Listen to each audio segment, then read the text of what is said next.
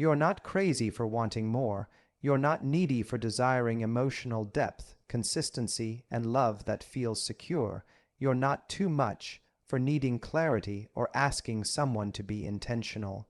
What you're asking for is not complicated. It only feels that way because you've gotten used to relationships that reward silence over self-worth. Let's be honest, you've tolerated things you never deserved because deep down, you thought that if you loved harder, waited longer, gave more, they would finally see your worth.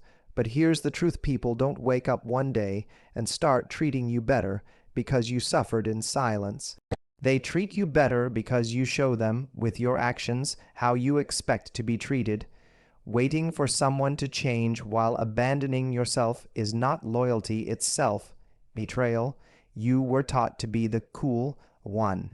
The one who doesn't complain, the one who forgives quickly, the one who understands their trauma while ignoring your own needs. But let me ask you this: when has shrinking ever led to expansion? You can't make space for a deep connection while filling your life with half-hearted ones. That includes friendships, family dynamics, dating situations. Anything that makes you doubt your value is costing you more than you know. When someone gives you mixed signals, believe the signal that makes you feel the most unsafe. Because clarity is love, confusion is manipulation, and silence is a decision, not a pause. Start treating indifference like a red flag, not a challenge. You are not here to convince someone to value you. That's not love, that's emotional gambling. You keep pulling the lever, hoping the next try will hit the jackpot. But what if the real jackpot is walking away from anyone who keeps you spinning? Your worth is not something to be earned through endurance. It's something to be honored, and the moment you start honoring it, you'll stop chasing the people who don't. I want you to understand this: the love you seek starts with how you treat yourself. Are you loyal to your own needs? Are you consistent with your own standards? Are you emotionally available for you?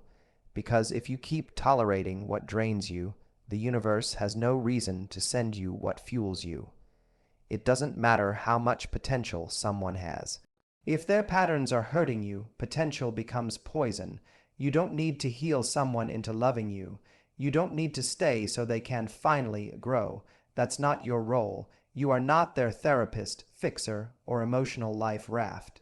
You are a whole person, not a rehabilitation center. And sometimes love means letting go, not because you didn't care, but because you finally do about yourself. You become powerful the moment you stop hoping they'll get it and start getting it for yourself.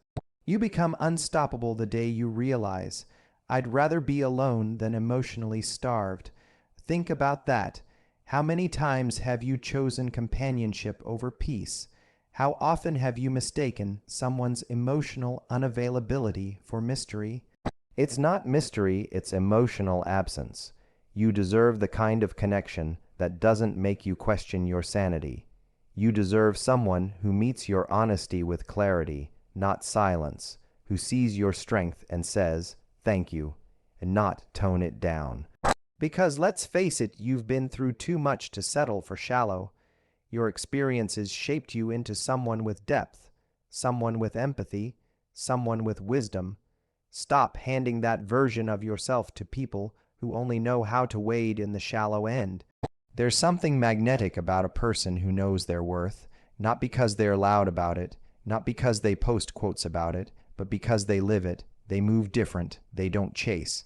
They don't argue for their value. They don't beg for what should be mutual. That's you now. You don't explain your standards. You embody them. You don't compete for attention. You attract respect. You don't settle for almost, someday, or it's complicated. You choose peace, consistency, and mutual effort. It's time to stop entertaining people who treat access to you like a free trial. If they don't see the value of your presence, give them the gift of your absence. That's not harsh, that's self-respect. And trust me, when you start operating from that energy, everything changes. You won't have to wonder where you stand. You won't have to decode texts. You won't have to overanalyze someone's lack of effort.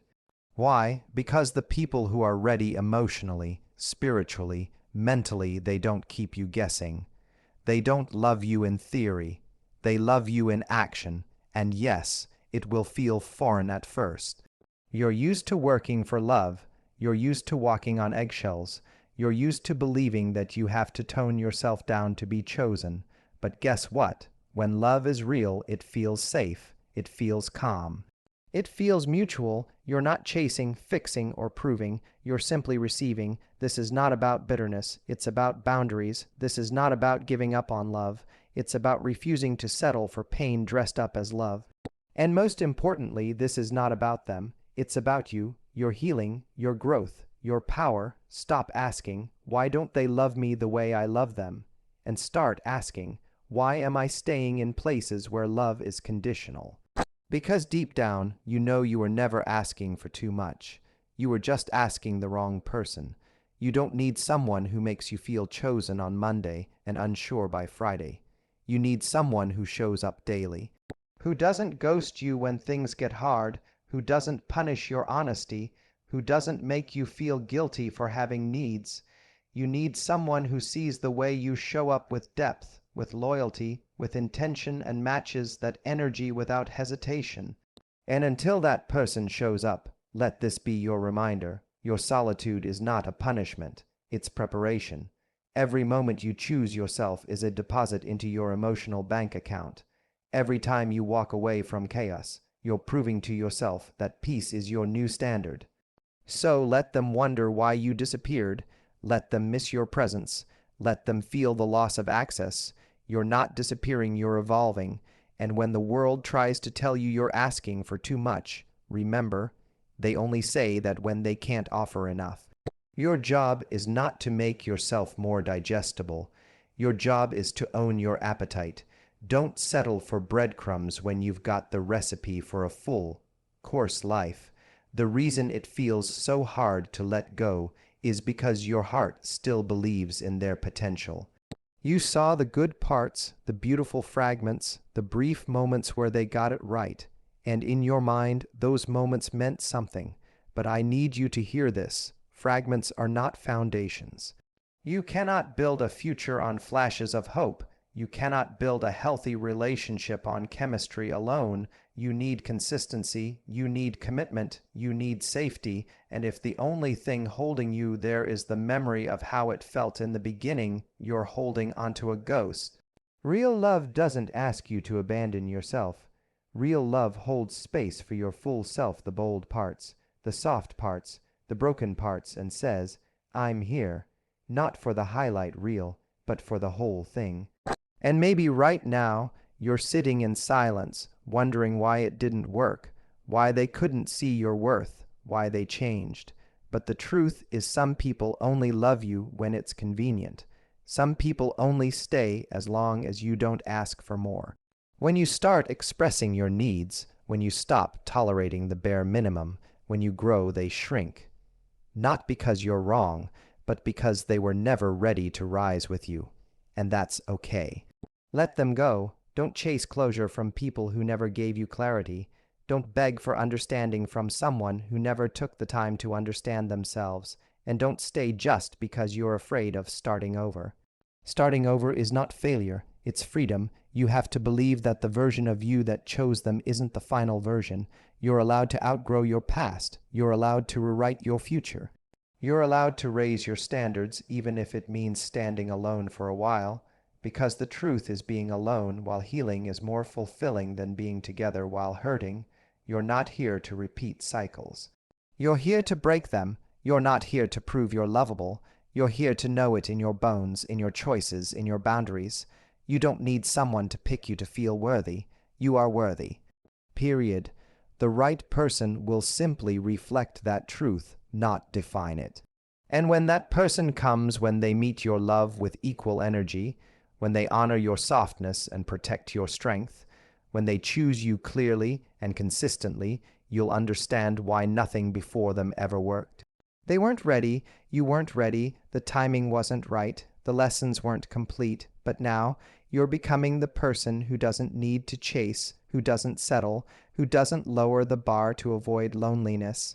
You are the storm and the calm, the warmth and the fire, the lesson and the reward. So be patient, not with them, with yourself, because every time you choose to heal, to rise, to release, you're building a future that honors your soul. Let them call you intimidating. Let them say you've changed. Let them label you too much. Because the people who call you too much are often the ones who gave too little. You are not too much. You are finally enough for yourself. That's what they feel. That's the shift. That's the energy. When you stop asking, how do I get them to love me? And start asking, how do I love me better? That's when everything aligns, the partner, the peace, the purpose. It doesn't come from chasing people who breadcrumb your heart. It comes from feeding yourself the kind of love you've always given to others. You deserve a love that's peaceful, not performative.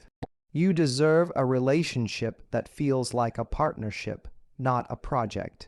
You deserve words that match actions, not excuses that justify distance. And if that feels rare, it's because you've been swimming in waters too shallow for your depth.